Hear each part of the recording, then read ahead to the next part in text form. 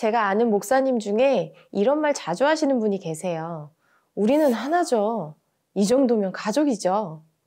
가족처럼 밥을 같이 먹는 시간도 많고 함께 시간을 보내는 일도 잦아지고 소소한 일상들도 나누게 되니 이런 얘기가 나올 법도 합니다. 함께 거주하고 생계를 공유하면 또는 그렇지 않더라도 정서적 유대를 가진 친밀한 관계라면 가족으로 인식한다는 조사 결과도 뉴스에서 본 적이 있습니다. 그렇다면 과연 예수님께서는 가족의 의미를 어떻게 보고 계실까요? 오늘 본문 말씀을 통해 예수님께서는 진정한 가족에 대한 의미를 말씀해주고 계십니다. 오늘의 말씀 제목은 하나 되어 있나요? 입니다. 오늘의 말씀은 누가복음 8장 19절에서 25절입니다. 예수의 어머니와 형제들이 예수께로 왔으나 많은 사람들 때문에 예수께 가까이 갈 수가 없었습니다. 그래서 사람들이 예수께 말했습니다.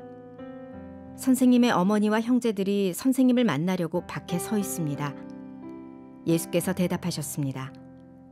하나님의 말씀을 듣고 실천하는 사람이 바로 내 어머니요, 내 형제들이다.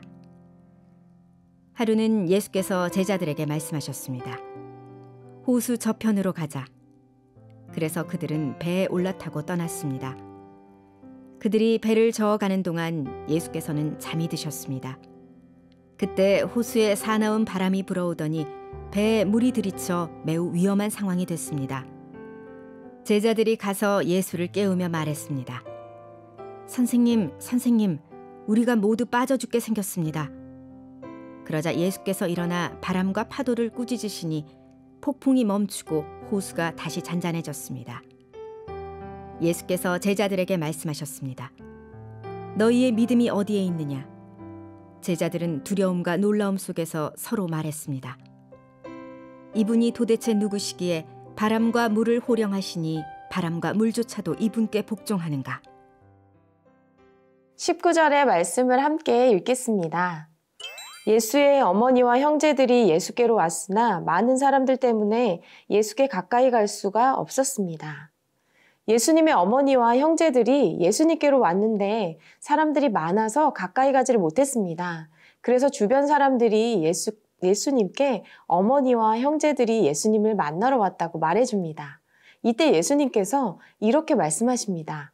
21절의 말씀을 읽겠습니다. 예수께서 대답하셨습니다. 하나님의 말씀을 듣고 실천하는 사람이 바로 내 어머니요, 내 형제들이다. 하나님의 말씀을 듣고 실천하는 자가 내 어머니요, 내 형제들이다. 여러분, 냉정하게 들리지 않으셨나요? 저는 제 면전에서 이렇게 말씀하시는 예수님을 상상해 본 적이 있습니다. 사실 예수님은 누가복음 2장에서 전하는 대로 어릴 때부터 부모님께 순종하며 섬기셨고 십자가에 달려 극한 고통 속에 있을 때에도 어머니인 마리아를 걱정하던 분이었습니다. 어머니와 형제들은 어쩌면 예수님과 가장 가까운 사이죠. 그렇다면 예수님이 하나님의 말씀을 듣고 실천하는 자가 내 어머니요, 내 형제들이다 라고 말씀하시는 데는 어떤 이유가 있지 않을까요? 이것은 유대인들에게 혈통으로 아브라함의 후손이라고 해서 다윗의 자손이라고 해서 하나님의 자녀가 되는 것이 아니라는 중요한 본질을 말씀하고 있는 것입니다. 세상의 것들은 혈통을 통해 상속될 수 있고 계승될 수 있습니다. 그러나 하나님 나라의 진리는 혈통으로 소유할 수 있는 것이 아닙니다. 하나님의 약속의 말씀을 믿고 행하는 자, 예수님이 메시아임을 믿고 따르는 자가 그리스도 안에서 형제와 자매가 되는 놀라운 하나님 나라의 비밀이자 은혜를 말씀하고 있는 것입니다. 요한복음 1장 12절에서 13절에 이렇게 말씀하고 있습니다. 그러나 그분을 영접한 사람들, 곧 그분의 이름을 믿는 사람들에게는 하나님의 자녀가 될 권세를 주셨습니다. 이 사람들이 하나님의 자녀로 태어난 것은 혈통이나 육정이나 사람의 뜻으로 된 것이 아니라 하나님의 뜻으로 된 것입니다. 여러분, 우리가 하나가 될 수 있는 것, 가족이 될 수 있는 것은 예수님을 믿고 하나님의 뜻에 따라 말씀을 따르기 때문입니다. 이것이 진정 영적인 가족 관계입니다. 여러분이 속한 교회 공동체가 바로 이러한 영적 가족의 모습으로 예수님께서 허락하신 은혜가 충만한 공동체가 되기를 축복합니다.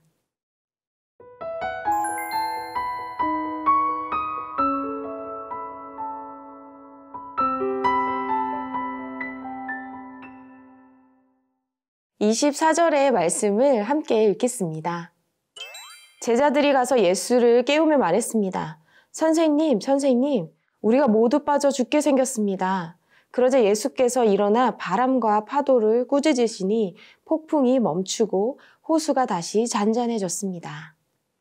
제자들이 배를 타고 가다가 사나운 바람을 만나게 되었습니다.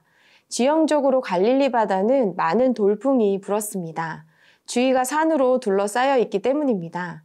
돌풍을 만나서 배에 물이 가득하게 되어 위험하다라고 기록하고 있습니다. 어부 출신들인 이들도 손을 쓸 수 없는 상황이 되었다는 것입니다. 그런데 예수님은 주무시고 계십니다. 선생님, 우리가 모두 빠져 죽게 생겼습니다. 라고 제자들이 애원합니다. 제자들의 상황은 예기치 않은 순간에 일어나기도 했고 심각한 위기이기도 했습니다. 예수님께서는 바람과 파도를 향해 꾸짖으십니다. 즉시 폭풍이 멈추고 호수가 다시 잔잔해졌습니다. 예수님이 어떤 분이신가요?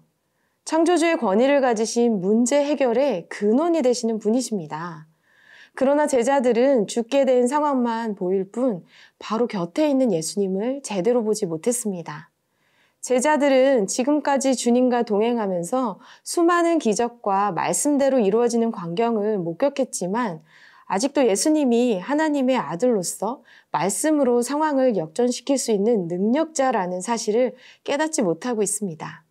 우리 인생에도 이러한 순간이 얼마나 많은지 모르겠습니다. 우리가 어떤 위기에도 결코 흔들리지 않고 온전한 믿음을 가진다는 것 결코 쉬운 일이 아닙니다. 성적 앞에, 흔들리는 관계 앞에, 경제적인 어려움 앞에, 누군가의 말 한마디 앞에 크고 작은 위기 속에 무너지는 것이 바로 저와 여러분입니다. 그러나 예수님은 결코 우리의 위기를 내버려 두지 않으십니다. 인생의 바람과 파도를 향해 꾸짖으십니다.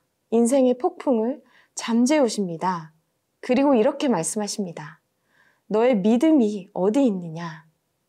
예수님은 위기의 순간에 죽게 되었다고 애원하는 제자들에게 정죄하시는 것이 아니라 예수님이 옆에 있으니 두려워 말고 끝까지 믿음을 굳게 하라고 말씀하시는 것입니다. 영원히 우리를 붙들고 있는 예수님을 향한 신뢰를 놓지 말라고 말씀하고 계시는 것입니다. 예수님은 우리의 요동함을 영원히 내버려 두는 분이 아니십니다. 지금의 고통과 낙심의 상황을 하나님께서 알고 계십니다. 그 폭풍 가운데 함께 비를 맞으며 예수님께서 여러분을 붙들고 계십니다. 주의 이름을 간절히 부르십시오. 주님께서 명령하십니다. 부족한 믿음을 채워달라고 기도하십시오. 두려운 마음을 온전한 사랑의 말씀으로 쫓아달라고 간절히 기도하시기 바랍니다. 오늘도 말씀을 신뢰하며 하나님 앞에 나아가는 저와 여러분 되기를 축복합니다. 사랑의 하나님, 예수 그리스도 안에서 믿음으로 나를 하나님의 자녀 삼아주심에 감사드립니다. 믿음을 굳게 하며 살기 원합니다. 인생의 폭풍을 잠재우시는 주님, 흔들리지 않도록 마음과 생각을 지켜주시고 오늘도 말씀 따라 순종하게 해주세요. 예수님의 이름으로 기도합니다. 아멘.